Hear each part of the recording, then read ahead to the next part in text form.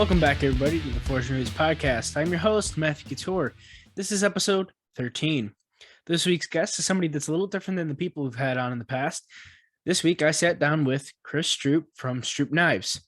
Chris started his company, Stroup Knives, back in 2017, and this is a veteran-owned company. It's a small and upcoming company, knife-making company, that is.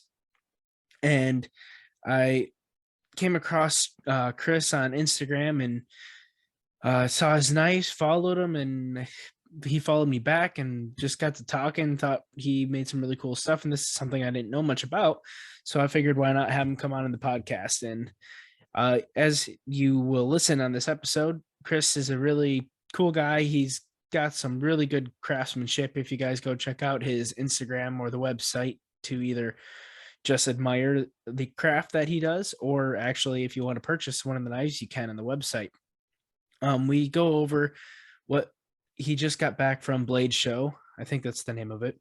And what that is and what that was like. We talk about kind of a little bit of his past and how he got to the point where he is and what made him want to start making knives. And now, even as he is a veteran himself and also wanting to make that transition for other veterans to have something to do that can be a bit of a process, and some guys and gals may not know what to do when they get out. And he talks about how this is a great opportunity for him to want to extend that help to those who might not know and come work for him. So he's got some veterans that work for him as well, which is really awesome. Like I said, Chris was a great guy. I enjoyed this very much. I hope you guys do too. So without further ado, I give you episode 13. Welcome back, everybody, to the Fortune Roots Podcast. I'm your host, Matthew Couture, and today I have with me Chris from Stroup Knives. Is it Stroup or Stroup? Stroup. Stroup, I figured. Okay. Chris, why don't you go ahead and just introduce yourself to people who might not know who you are. Just quick overview. Hey, I'm Chris Stroup with Stroup Knives. We make knives out of Fort Bragg, North Carolina. I got out of the Army about 2 years ago, and I worked really hard to employ veterans and other people that are just kind of wandering lost. So we find people, and people reach out to us now as we're growing, of veterans that get out and don't have a purpose, or guys that lose their jobs and need a place to work. Mm-hmm. So we try really hard to have a family environment and a place people can be proud of what they're doing and give them something positive to do with that and kind of pull them in and make them part of our family. So we can take them to like Blade Show in Atlanta and do fun things like that and teach them absolutely how to work together and kind of give them something positive to do. And it seems to be really making an impact on a lot of these guys and That's girls. Awesome. We got a couple of girls too. So we're just having a blast making knives, making fun of each other, nice, having fun. So let's kind of backtrack before we get into the knives. Like, what got you into knife, or like, what was the path of life? So you said you were in the Army. What got you to that point, going from you grew up in North Carolina, you said, born and raised? You there? There we go. Froze for a second. I can see you now. Oh, sorry about that. Okay. I grew up in California and then joined the Army and then got out here in North Carolina. Okay. So how's that difference from California and North Carolina? Do you prefer one over the other, or? Yeah, I will never go back to California if I can help it. I don't know if that makes it clear enough, but fair enough. Yeah. So once you got out of the Army, you said you started making knives. Were you making knives before this, or did you just like one day kind of just go like, I'm going to look this up and try and figure it out? I started making knives when I was in the Army, probably about 3 years before I got out. I did it part-time as a hobby, and the kids just helped in the garage. I just like making things, and I like knives. So I figured this would be good. Let's learn how to do this. My ex-wife told me that I would never be any good at it, and she didn't want me to spend the $150 on a couple files and a piece of steel. So luckily I did it anyways. I think it worked out pretty well. Yeah. So my oldest son and I think he was about 6 at the time, and I just went out in the garage and started figuring out how to make some knives with a hand file. And we've grown a little bit since then. I think we have 9 employees as of now. Okay, yeah, so just starting from that. So how have you progressed in your skill since day one? Like, just having the files and growing, like, was that something that just overnight or like over a couple of years, just been slow growth of acquiring new equipment? And have you done like, now you said you just started learning it, but did you actually go to other like blacksmiths and people that do these to learn it, or no? So at first it was a lot of YouTube videos and just making mistakes, asking questions in the Facebook groups and things like that. And then as we got more experienced, I made friends with some of the big knife companies, and they would take us in and show us exactly what we're doing wrong and kind of what they're doing and how to really grow and turn this into a real business. So that's interesting. Do you find that because I don't know much about like the knife companies and knife world in general, but is it pretty welcoming then if they're bringing you in to show you? It's not like, oh, I mean, obviously some people have some trade secrets that they keep to themselves, but is it kind of more so like you help me, I help you, and we bring ourselves up together type of atmosphere in there? Oh yeah, definitely. The knife community has been amazing. I've ran into very few people that aren't willing to just help you with anything that's going on. Even if you don't know that you're doing something dumb, they'll tell you in a nice way and kind of help you and show you the path or connect you with their vendors or whoever, whatever they could do to help each other. We don't really see each other as competition, because if somebody likes my knife and somebody likes their knife, they're going to buy them both eventually. Right, So right. why not help each other all get better and bring more people into the knife community? So if you make a cool knife and somebody didn't really know about the knife community and you introduce them to it, and then they buy your knife and then they buy your buddy's knife, and then everybody gets to keep making knives and it's fun. Absolutely. So how many different, like, do you guys make just normal knives for everyday use versus very specialized? Like, I've seen some stuff on Instagram, but like, what's kind of the range and scope of what you guys do? We only make fixed blade knives and they all have a similar style. We make everything from our mini, which is about 6.5 inches overall length, which is about the size of your hand, all the way up to our big knife, which is about 14 inches. There's a big 1/4 inch thick, heavy knife used for outdoor tasks. And then we have a couple tomahawks and a dagger. But our general knives that we sell the most of are used for kind of everyday carry or putting on your plate carrier or your battle belt, things like that, or taking out hunting. A lot of people use them for that. So I saw two on Instagram. I'm just curious on the backstory of presenting a knife to General Flynn. What was that like, and how did that kind of come to be? So we're friends with EJ Snyder, and he's helped us out a lot in some different ways. And he got invited actually to present a gift to General Flynn, and he was out of town. So we got lucky. And they asked if we wanted to be a part of it. So we said, of course, yeah, let's give him a knife. So we got to go up on stage at this big fancy political event and give General Flynn a knife. So we got to dress up all fancy and be on the stage. It was pretty neat. That's pretty cool. Yeah, I saw that and I was like, oh, I need to know the story behind that because that's pretty interesting. He was really friendly too. He sat around after the event and talked to us for a while. Just normal, down to earth guy, really smart and friendly. I say I've found that to be quite the case with quite a few people like that I've talked with on the podcast. It's like John Barklow. I don't know if you're familiar with him or not, but he's one guy I sat down, like he was the first ever guest other than my friend that I had on here. And I was like, oh man. And then you sit down, it's like, oh wait, these are just everyday people, same thing, trying to get to know each other. And it wasn't as scary as I thought it was going to be. But yeah, so you sound like you're quite the family man from the things that you've said with having your kids in the shop. Is that something you'd say is true? Is family, like having them be part of the business and see you working hard? Is that something you try to instill? Yeah, definitely. So I was in the Army for 11 years and I was gone probably 60% of that. So when I got out, it's just kind of been my goal is to be all right. So having the kids in the shop is really important to me because I was gone so much through the Army. And now I get to spend my time with them and I get to teach them how to run a business and get, hang out, teach them. And they're around the other guys in the shop, which is good for them to have good male role models. So they come in the shop when they're home and they just kind of wander around and find somebody that needs help. And then whoever that person is teaches them how to do whatever task they're doing. So they get to hang out with me and they get to hang out with all my friends and they just love being in here. And we pay them a few. Cut out again. If you can hear me, it stopped that we pay him a few. Oh man. I can hear you.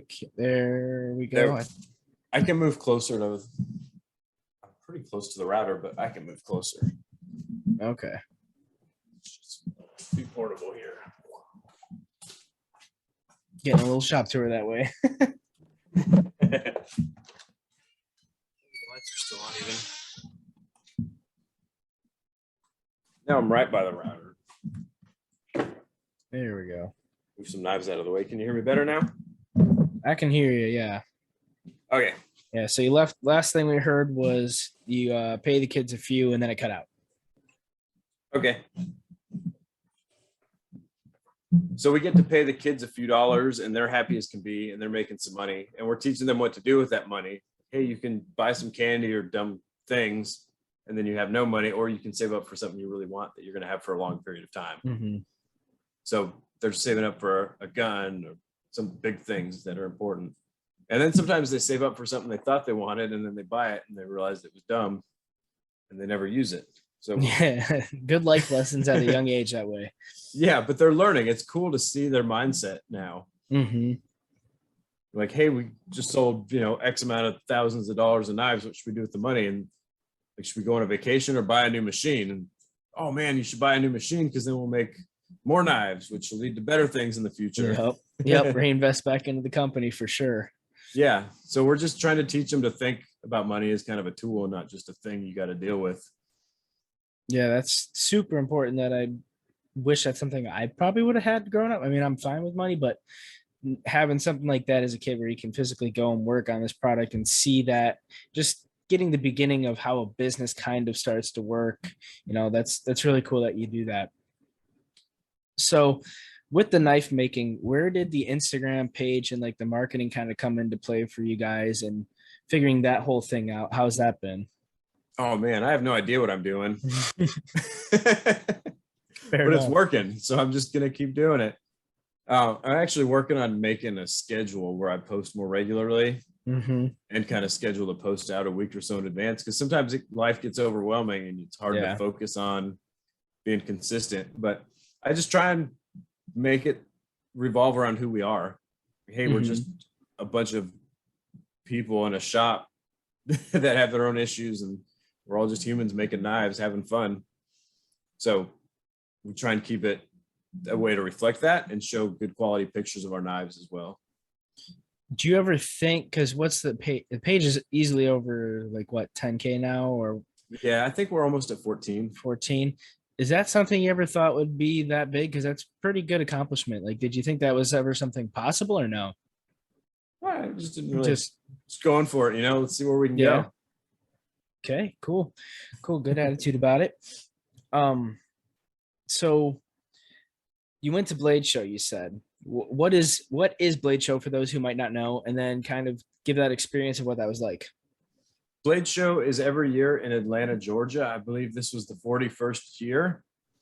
This year, there was over 900 vendors, all knife related. So either knife makers or knife materials or knife tools. And it's the largest international knife show in the world. And it's just insane. There's people everywhere, and it's just the coolest knife event that there is. You there? There we go. Yep. It says your internet is red. Says my internet's red. Yeah, now it's white. I was gonna say I'm wired in. It should be good. Yeah, my internet's really pretty fast right where I am. Interesting. At least generally, but it is hot as can be out, so that causes problems. True. Okay. I think we're good now, though. So Blade Show, we had the best booth spot we could have ever wished for. We were right by K-Bar and Spartan Blades and Daniel Winkler and Chris Reeve. All these just big knife companies, like the people we really look up to. And we were within, 20 feet of all these people. So it was just amazing to get to watch them all weekend long and get to all the people that came through. It was really cool. We got a lot of good contacts in the industry and made a lot of new friends and got to see a lot of old friends. So the Blade Show was just awesome. We just committed to doing Blade Show West in Utah in October also. Okay, sweet. Yeah, so if I'm not mistaken, I was listening to podcasts with Josh Smith from Montana Knife Company. Is this the same thing where they do the master, or same association as a master bladesmith testing and all that, or am I mistaken? I think they have that test at Blade Show every year. Yeah. Okay. Is that something you'd ever think of pursuing or not really? No, we're going for more of the production knife route to be able to Okay. get high quality knives in as many people's hands as we can. So Absolutely. what I really focus on is the production side of it. How do we make a better knife faster? And how do I teach people how to do it?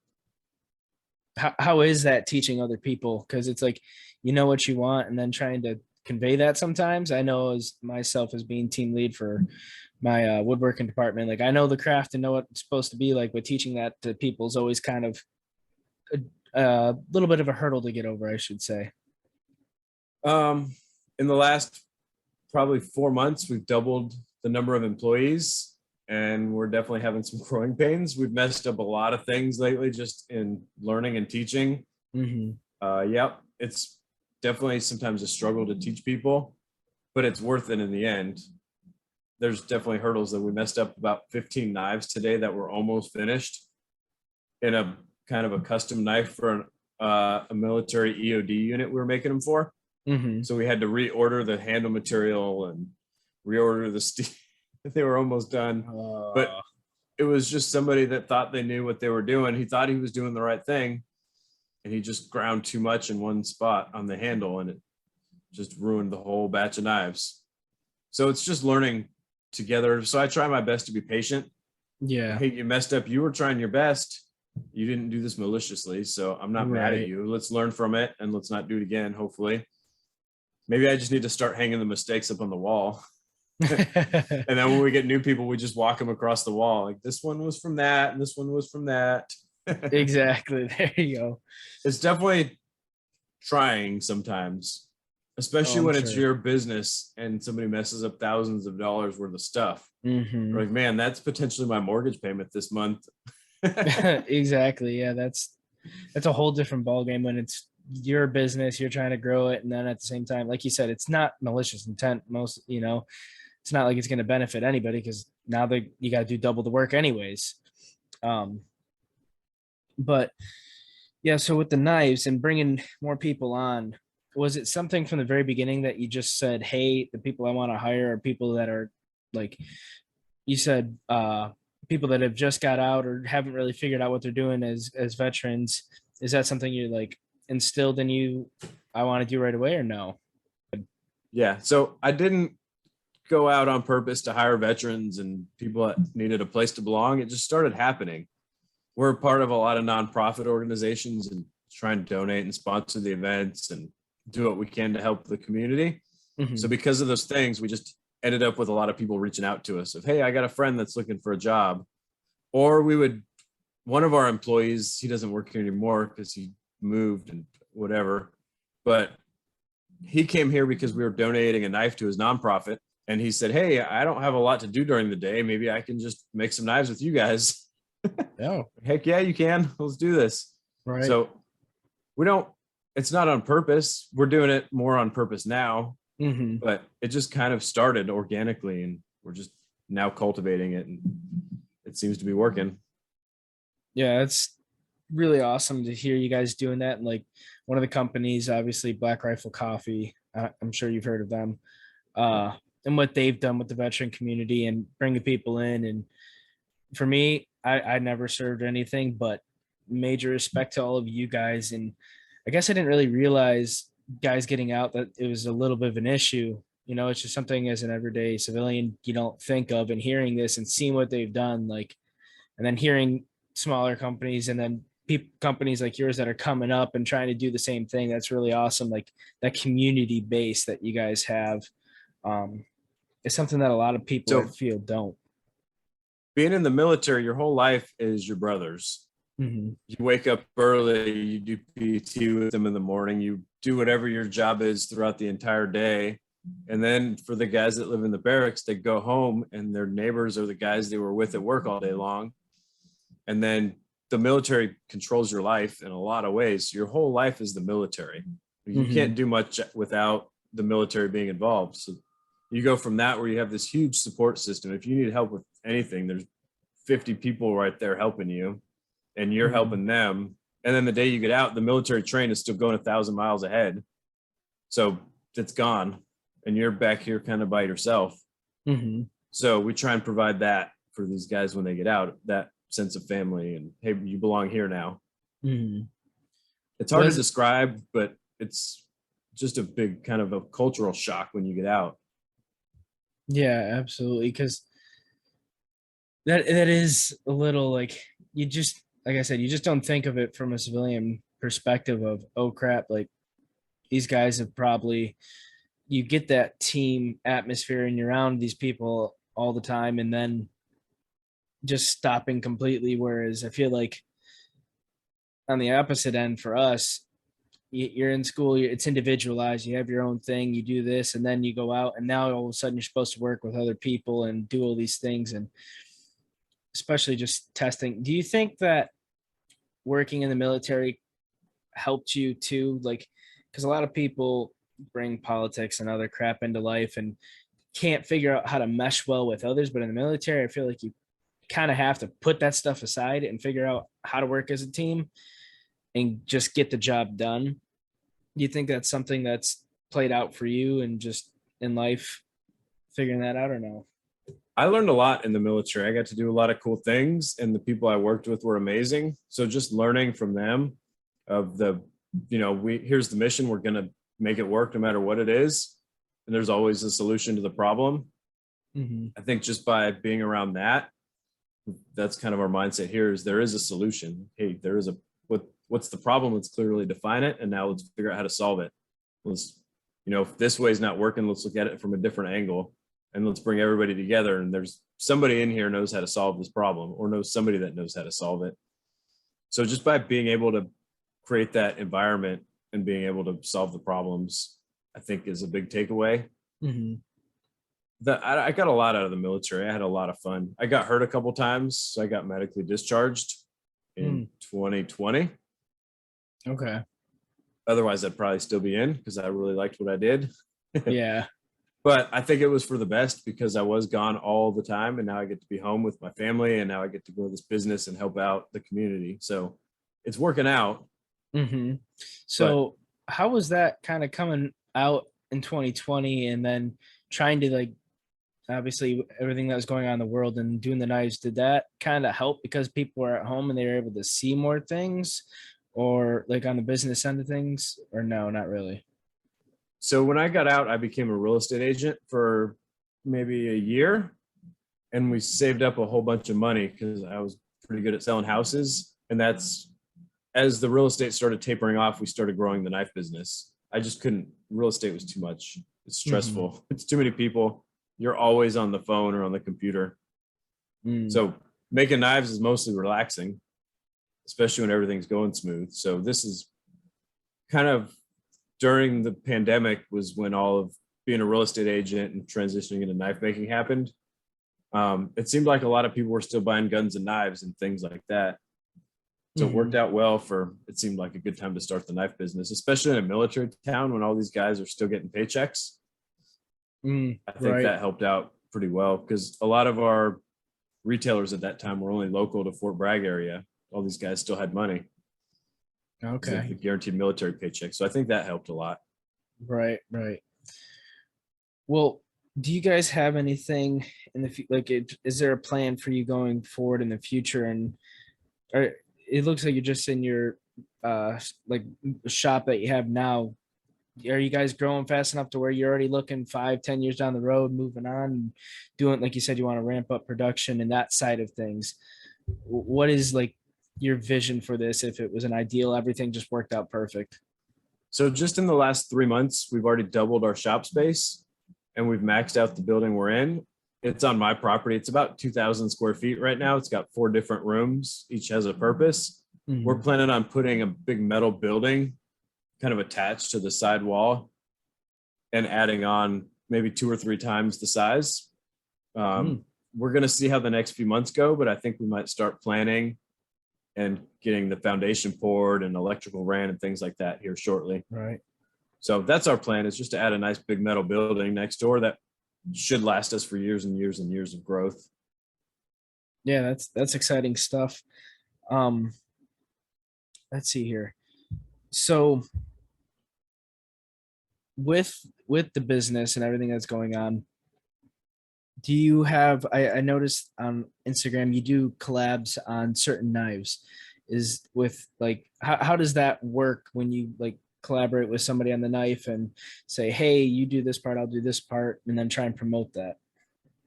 So there's a couple different ways. One of them is we've done this a couple times where a company will reach out to us with a design that they want us to make, and we'll make X amount of them for them. Normally it's 100 or more, just Mhm. because of how much effort it takes to get it up and running. So we make them, we put our brand on it, and we also put their brand on it, and then they sell them. Okay. So we really like doing those. That's fun getting to work with another company. And then it helps us because we don't have to sell them. We just make a big batch of them, and it's works out for both of us. And Right. then the other way we do it is we've done this with EJ Snyder from Naked and Afraid, the Discovery Channel. Mhm. And then we did it with Justin Melnick. They were structured a little bit differently, but basically we came together and designed a knife together, and we made the knife, and then they helped us market them. Okay. So those were slightly different. The one with Justin Melnick, a portion of the proceeds go to the Special Operations Wounded Warriors.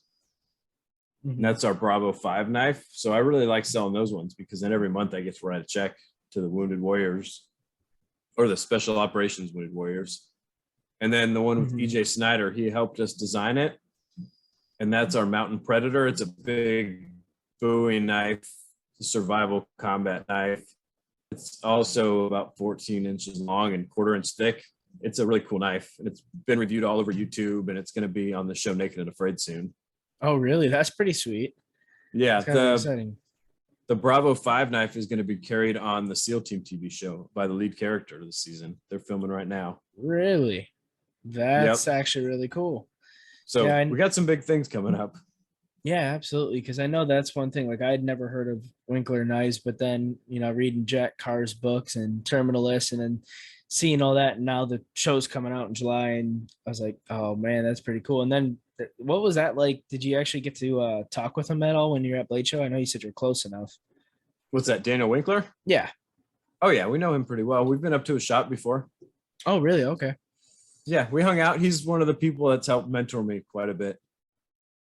Okay, that's really awesome. Yeah, I saw reading the books and all that, and like I said a couple months ago, I was like, "Who's this guy? What are these?" And then just down the rabbit hole, seeing him, and then guys like you just kind of popping up on Instagram. It's curating all the right things that I want to see. It's like, man, I don't have enough money for all these things yet. Yeah. Daniel Winkler is awesome. He invited us into his shop and showed us everything. We spent almost a full day there. Really? Oh, that's Yep. really cool. And we email him constantly. And at Blade Show, we hung out a couple different times, and he just helped me, give me advice and different directions I should be looking in. Cool. Well, where can people, if they're interested, find you and look up the knives and be able to purchase all this stuff? Our Instagram is the best way to follow along because you can see what we're doing on a day-to-day basis. It's just Stroup Knives, Stroup. And our website is stroopknives.com. And if you go through there, it's got all our different models and everything that we have in stock at the time. We try and keep it stocked. Right now, we just dumped a whole bunch of knives on there a couple of days ago. Perfect. So hopefully anybody listening is going to be able to, if they want one, go ahead and grab one now, I guess, right? Yeah, that would be awesome. We would appreciate the support. It helps us continue to help the veteran community. Yeah, absolutely. And I'll make sure to link all that stuff down there too for everyone, so it's super easy to click on. Perfect. But Chris, I thank you so much for giving me your time and coming on here, man. Yeah, man, of course. Thank you.